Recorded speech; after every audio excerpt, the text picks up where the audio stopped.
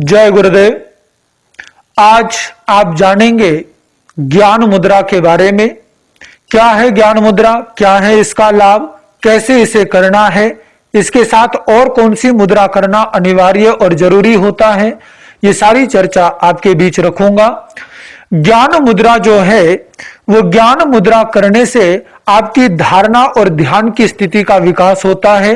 जो मेडिटेशन में प्रोग्रेस करना चाहते हैं उन्हें ज्ञान मुद्रा जरूर करनी चाहिए। जिनका मन बहुत ज्यादा भटकता हो उन्हें ज्ञान मुद्रा करनी चाहिए। ज्ञान मुद्रा करने से कंसंट्रेशन पावर बढ़ती है, नकारात्मक विचार जो होते हैं वो दूर होते हैं, और निद्रा यानी जिनको नींद कम आती हो वो भी इसका अभ्यास कर सकते हैं। जिन्हें बहुत ज्यादा टेंशन रहता हो, अवसाद रहता हो, डिप्रेशन की ओर जा रहे हो या डिप्रेशन का शिकार हो गए हो, उनके लिए भी ज्ञान मुद्रा बहुत इफेक्टिव होती है, बहुत प्रभावी होती है। इसी के साथ साथ ये मुद्रा क्रोध का नाश करती है। जिन्हें बहुत गुस्सा आता हो, क्रोध आता हो, उन्हें भी ज्ञान मुद्रा अवश्य करनी चाहिए। ज्ञान मुद्रा कैसे करनी है डिटेल में समझाऊंगा। पहले आप ये समझ ले कि इसके लाभ क्या है, बेनिफिट क्या है। पहले आप इसके बेनिफिट समझ ले, क्योंकि आदमी सोचता है कि फायदा क्या होगा। जब फायदा पता चलता है तो आदमी करता है। तो इस ज्ञान मुद्रा के ये सारे प्रयोग हैं। बच्चों को ज्ञान मुद्रा जरूर करनी चाहिए, क्योंकि इससे मेमोरी पावर बूस्ट होती है। ये बच्चों के लिए बहुत ही फायदेमंद है, चीजें याद रखी जाती हैं। तो ये सब ज्ञान मुद्रा के लाभ हैं, तो बेनिफिट्स है, इसके एडवांटेजेस हैं।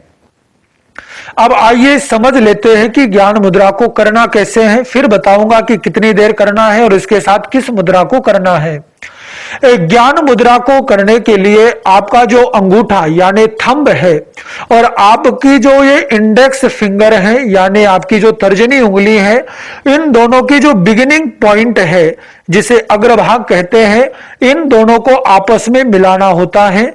इस प्रकार से इन दोनों की बिगिनिंग पॉइंट को मिलाने के बाद बाकी की जो 3 उंगलियां हैं उनको बिल्कुल आपको सीधे रखना है। इनमें किसी प्रकार का स्पेस ना हो, अंतर ना हो, एक साथ जुड़ी हुई, और इस प्रकार से ये बन जाती है ज्ञान मुद्रा।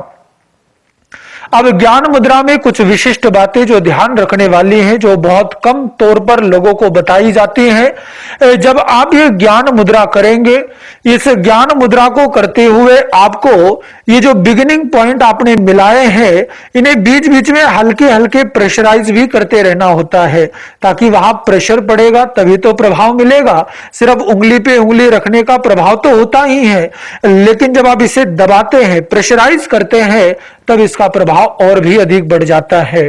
तो आपको इस प्रकार से तीनों उंगलियों को स्ट्रेट रखते हुए दोनों पॉइंट्स को मिला करके इसे हल्के हल्के प्रेशराइज करते हुए आपको इस प्रकार ज्ञान मुद्रा बना लेनी है। ज्ञान मुद्रा के प्रभाव को और भी बढ़ाने के लिए ज्ञान मुद्रा होने के बाद 10 से 15 मिनट के लिए प्राण मुद्रा भी कर लेनी चाहिए। ज्ञान मुद्रा और प्राण मुद्रा साथ साथ होती है तो बहुत जल्दी इफेक्ट मिलता है। ये जो जो चीजें बताई हैं उनमें बहुत जल्दी आपको आराम पहुंचेगा, उन सब में बहुत जल्दी फायदा मिलेगा। ये ज्ञान मुद्रा आपको कम से कम 10 मिनट करनी है और धीरे धीरे इसे बढ़ाते हुए 30 से 45 मिनट तक आप ले जा सकते हैं। 45 मिनट तक अगर आप प्रतिदिन करेंगे तो 1 हफ्ते के अंदर अंदर आपको इसका परिणाम दिखेगा और 1 महीने में आपको पूरा परिवर्तन नजर आएगा।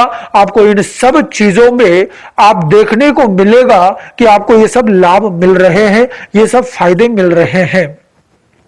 अगर आप एक साथ 45 मिनट नहीं कर सकते हैं तो आप इसे 3 हिस्सों में भी बांट सकते हैं। 2 या 3 हिस्सों में बांटकर दिन में अलग अलग समय कर सकते हैं। अगर आप केवल मुद्राएं कर रहे हैं तो इसे चलते हुए, बैठते हुए, खड़े हुए, हर किसी पोजीशन में आप कर सकते हैं। लेकिन अगर आप वज्रासन या पद्मासन में बैठकर या सुखासन में बैठकर करते हैं तो इसका ज्यादा प्रभाव प्राप्त होता है, इसका ज्यादा प्रभाव देखने को मिलता है। क्योंकि आप जितनी शांति के साथ बैठकर इसे जितने तल्लीनता के साथ और उसकी ओर ध्यान देते हुए करेंगे, उतनी ही अधिक तौर पर आपके प्राणों की शुद्धि होगी और परिणाम प्राप्त होगा। तो ये है ज्ञान मुद्रा। इस ज्ञान मुद्रा को करें और लाभ उठाए। अन्य मुद्राओं की चर्चा फिर। आज केवल इतना ही। ओम शांति।